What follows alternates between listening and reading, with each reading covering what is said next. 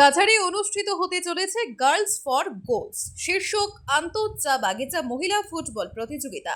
কাছাড় জেলার কাটিগড়া বিধানসভা কেন্দ্রের অন্তর্গত কুরকুরি চা বাগানের মাঠে আগামী 24 ও 25 মে অনুষ্ঠিত হতে চলেছে গার্লস ফর গোলস শীর্ষক চা বাগিচা মহিলা ফুটবল প্রতিযোগিতা।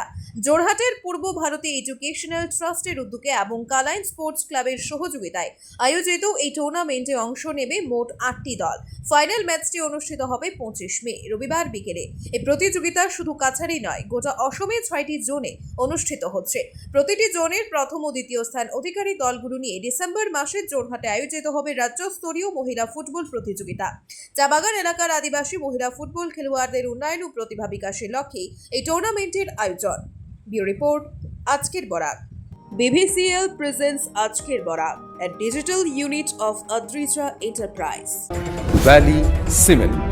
Valley strong, very strong.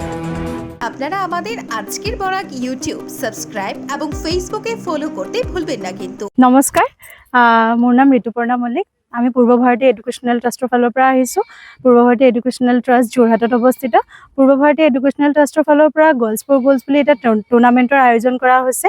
এই টুৰ্ণামেণ্টখন ফাৰ্ষ্ট আমি কাছাৰ ক্লাষ্টাৰত আয়োজন কৰিব লৈছোঁ, য'ত আমাৰ 8টা টীম অন্তৰ্ভুক্ত হৈছে। 8টা টীম কাছাৰ ক্লাষ্টাৰৰে হয়, কাছাৰ ডিষ্ট্ৰিক্টৰে হয়।